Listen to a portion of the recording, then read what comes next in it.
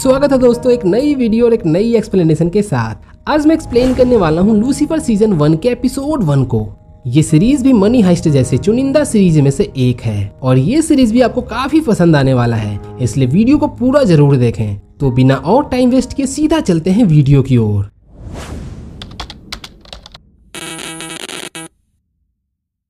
कहानी की शुरुआत ठीक लूसीफर से होती है, जिसे स्वर्ग से निकालकर नर्क में अपने पूरे जीवन तक शासन करने के लिए डाल दिया गया था।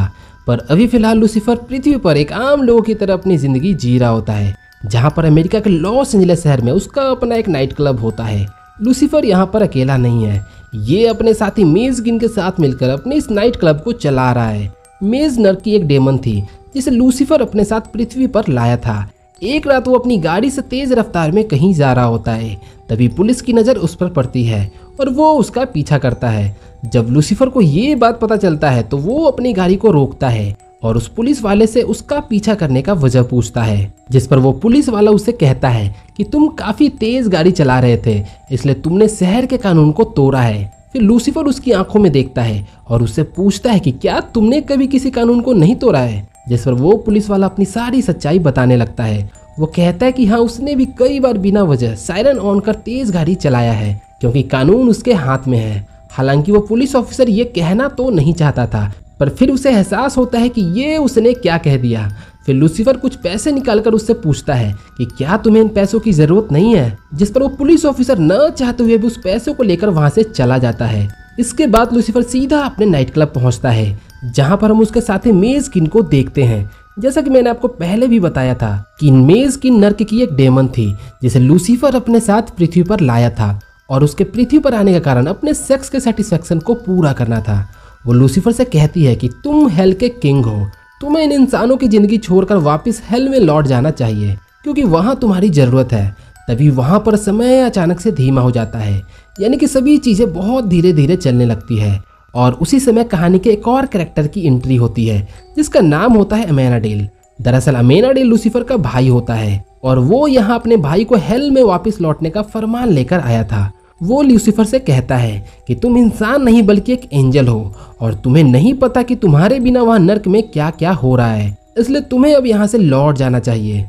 जवाब में लूसीफर कहता है कि फिलहाल तो वो नहीं चाहता है कि वो उस जगह पर जाए जहाँ पर उसके पिता हमेशा उसकी बेइज्जती करते हैं, और फिर वो अपने भाई अमेनाडेल को वहां से लौटने के लिए कहता है। इस बात से अमेनाडेल को काफी गुस्सा आता है, पर आखिरकार वो वहां से चला जाता है। उसके वहां से जाते ही समय दोबारा अपनी गति से चलने लगता है। उसी रात लूसीफर अपने खास दोस्त से मिलता है, जिसका नाम होता है डलाइला। लूसीफर से बातें करने के दौरान डलाइला उसे बताती है कि वो कुछ दिनों से बहुत परेशान है और इस चीज में उसकी कुछ मदद चाहिए, जिस पर लूसीफर कहता है कि इसकी जिम्मेदार तुम खुद हो, क्योंकि तुम ही ने इस जिंदगी को चुना था। फिर वो बोलता है कि वो उसकी मदद कर सकता है, पर बदले में उसे भी कुछ चाहिए। डलाइला के पूछने पर लूसीफर बताता है कि मैं चाहता हूँ कि तुम अपनी जिंदगी को खराब मत होने दो और अपने आप को बिखरने मत दो। इसके बाद लूसीफर डलाइला को छोड़ने अपने नाइट क्लब से बाहर आता है। तभी एक आदमी अपनी गाड़ी से उन पर गोलियां चलाता है। चूंकि लूसीफर इमोर्टल होता है, इसलिए उस पर गोलियों का असर नहीं होता है, पर वहीं डलाइला जान से मारी जाती है। वहीं कुछ दूरी पर उस आदमी का गाड़ी भी एक बस से टकरा जाता है और वो भी बुरी तरह से घायल हो जाता है। लूसीफर उस गाड़ी के पास जाकर उससे पूछता है कि आखिर तुमने उसे क्यों मारा, जिस पर वो आदमी बोलता है कि ये सब उसने बस पैसे के खातिर किया। इससे पहले कि वो और कुछ बता पाता, उसकी सांसें बंद हो जाती है और वो मारा जाता है। इस हादसे के बाद वहाँ छानबीन करने 2 डिटेक्टिव पहुँचते हैं, जिसमें एक होती है क्लोई डेकर और उसका पति डैन एस्पिनोजा। क्लोई अपने पति से बोलती है कि ये केस मेरा है, इसलिए वो इस केस पर अपना दिमाग चलाना बंद कर दे। इसके बाद क्लोई छानबीन करते हुए इस हादसे के चश्मदीद गवाह लूसीफर के पास पहुंचती है, जहां पर उससे वो पूछती है कि क्या उस आदमी ने तुम्हें गोली मारने की वजह बताई, और गोलियां तो तुम पर भी चली थी, पर तुम कैसे बच गए। इस पर लूसीफर कहता है कि मैं इमोर्टल हूँ और मैं असली कातिल को जल्द ही ढूंढ लूंगा, क्योंकि डलाइला मेरी एक अच्छी दोस्त थी। पर यह बात क्लोई को समझ में नहीं आती है और वो लूसीफर का बयान लिखकर वहां से चली जाती है।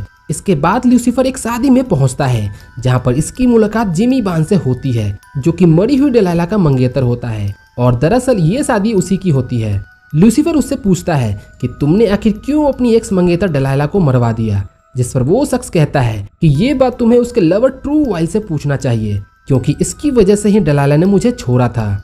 ये सुनकर लूसीफर सीधा ट्रू वाइल्ड के पास पहुंचता है और डरा धमका कर उसे सच्चाई उगलवाने की कोशिश करता है। ट्रू वाइल्ड उसे सच बताते हुए कहता है कि मैं डेलाइला से प्यार करता था, इसलिए मैंने उसे नहीं मरवाया। उसका अफेयर किसी शादीशुदा इंसान से भी चल रहा था, इसलिए हो सकता है कि उसी ने डेलाइला को मरवाया हो। और वो उसे ये भी बताता है कि उस आदमी के बारे में उसकी थेरेपिस्ट डॉक्टर लिंडा जानती होगी, इसलिए तुम्हें उस डॉक्टर से जाकर पूछना चाहिए। ये सुनकर लूसीफर समझ जाता है कि ये बंदा सच बोल रहा है। फिर वो वहाँ से जाने लगता है, पर तभी डिटेक्टिव क्लोई वहाँ पहुँच जाती है और वो लूसीफर से पूछती है कि तुम मुझसे पहले यहाँ तक कैसे पहुँच गए, जबकि मैं इस केस पर काम कर रही हूँ। जिस पर लूसीफर कहता है कि मेरे अंदर कुछ खूबियाँ हैं, मैं किसी के भी आंखों में देखकर उसके अंदर छुपे राज और सच्चाई को बाहर ला सकता हूँ, और इसी वजह से मैं इस केस पर तुमसे आगे हूँ। और फिर लूसीफर अपनी इस शक्ति को क्लोई पर भी आजमाने की कोशिश करता है और उसकी आंखों में देखकर उससे पूछता है कि तुम्हारी क्या ख्वाहिशें हैं। पर थोड़ी देर बाद उसे पता चलता है कि उसकी ये शक्तियाँ क्लोई पर काम नहीं कर रही है, जिससे वो काफ़ी हैरान हो जाता है, क्योंकि आज तक उसकी ये शक्ति कभी फेल नहीं हुई थी। क्लोई समझ चुकी थी कि सही कातिल तक पहुंचने के लिए लूसीफर उसकी मदद कर सकता है, इसलिए वो लूसीफर को इस केस में शामिल कर लेती है। फिर ये दोनों ट्रू वाइल्ड के बताए उस डॉक्टर लिंडा के पास पहुंचते हैं, जहां पर क्लोई डॉक्टर लिंडा से पूछती है कि तुम डेलाइला के बारे में क्या जानती हो और उसका अफेयर किससे चल रहा था। पहले तो वो डॉक्टर कुछ भी बताने से इनकार कर देती है, पर जब लूसीफर उसकी आंखों में देखकर पूछता है कि तुम्हारी इच्छा क्या है, तब डॉक्टर लिंडा अपने मन की बात बताने लगती है कि वो उसके साथ सेक्स करना चाहती है। जिस पर लूसीफर बोलता है कि अगर तुमने सच बोल दिया तो वो तुम्हारी सारी ख्वाहिशें पूरी कर देगा। ये सुनकर डॉक्टर लिंडा डेलाइला के बारे में सारी सच्चाई बताने लगती है। वो कहती है कि उसका एक शादीशुदा आदमी के साथ चक्कर चल रहा था और उसका नाम है ग्रे कूपर, जो कि हॉलीवुड में एक एक्टर है। ये सुनने के बाद लूसीफर डॉक्टर लिंडा से कहता है कि अभी फिलहाल तो वो उसकी ख्वाहिश को पूरा नहीं कर सकता, क्योंकि अभी उसे बहुत जरूरी काम है, पर जल्द ही वो अपने किए हुए वादे को जरूर पूरा करेगा। इसके बाद वो दोनों वहां से चले जाते हैं। वहां से निकलकर दोनों ग्रे कूपर के पास पहुंचते हैं। वहां क्लोई उससे डेलाइला के बारे में पूछती है, जिस पर ग्रे कूपर कहता है कि डेलाइला उसकी बस एक दोस्त थी और उसने उसे नहीं मरवाया। फिर लूसीफर उसकी आंखों में देखते हुए पूछता है कि बताओ तुम हमेशा से क्या चाहते थे, जिस पर ग्रे कूपर सच्चाई बताते हुए कहता है कि उसका अफेयर डेलाइला के साथ चल रहा था, पर उसके किसी भी बात से ये साबित नहीं होता है कि डेलाइला का असली कातिल वही है। फिर वो दोनों वहां से निकलकर अपने बार में पहुंचते हैं। बातें करने के दौरान उनकी नज़र टीवी पर जाती है और उन्हें पता चलता है कि डेलाइला, जो कि एक पॉप स्टार थी, उसके मरने के बाद उसके सारे गाने के रिकॉर्ड्स हिट जा रहे थे और उसकी कमाई भी बढ़ती जा रही थी। तभी उन्हें समझ आता है कि किसी सिंगर के मरने के बाद अक्सर उसके एल्बम हिट जाने लगती है और इसका फायदा सीधा उस एल्बम के प्रोड्यूसर को जाता है, क्योंकि एल्बम पर सारा पैसा वही लगाता है। इसलिए डेलाइला का असली कातिल वो प्रोड्यूसर हो सकता है।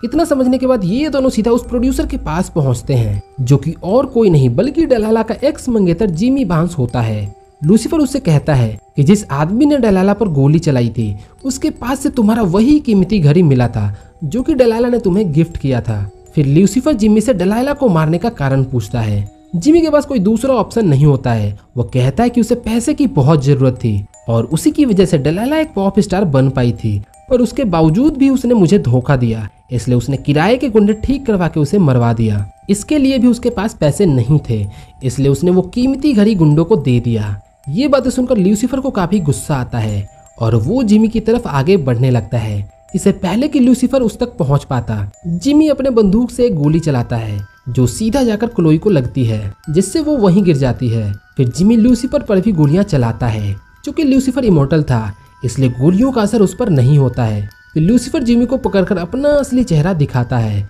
जो कि एक होता है डेविल का। इसे देखकर जिमी काफी डर जाता है। दूसरे सीन में हमें दिखाया जाता है कि क्लोई एक हॉस्पिटल में एडमिट होती है। वो लूसीफर से पूछती है कि उसने तुम पर भी गोलियां चलाई थी, पर तुम अभी तक जिंदा कैसे हो। जिस पर लूसीफर कहता है कि तुम अभी भी ये बात मानने को तैयार नहीं हो कि मैं इमोर्टल हूँ। इसके बाद लूसीफर अपने बार में पहुंचता है। तभी फिर से समय धीमा पड़ जाता है और उसका भाई अमेनाडिल वहां पहुंचता है। वो लूसीफर से कहता है कि तुम पर मेरी नज़र है, हमारा काम सृष्टि पर संतुलन कायम रखना है, पर तुम इंसानों पर दया दिखाकर उसकी जिंदगी को बचा रहे हो। ये कहकर अमेनाडिल वहां से चला जाता है और हमेशा की तरह उसके वहां से जाते ही समय अपनी गति से चलने लगता है। दूसरे सीन में हम देखते हैं कि लूसीफर अपने किए हुए वादे को पूरा करने के लिए डॉक्टर लिंडा के पास पहुंचता है और इसी के साथ ये एपिसोड यहीं खत्म होता है। वीडियो पसंद आई हो तो प्लीज इसे लाइक कर चैनल को सब्सक्राइब जरूर कर लेना। एपिसोड 2 का एक्सप्लेनेशन वीडियो इस चैनल पर जल्द ही मैं लाने वाला हूँ, तो मैं मिलता हूँ आपसे एक नई वीडियो और एक नई एक्सप्लेनेशन के साथ। Till then take care and bye bye.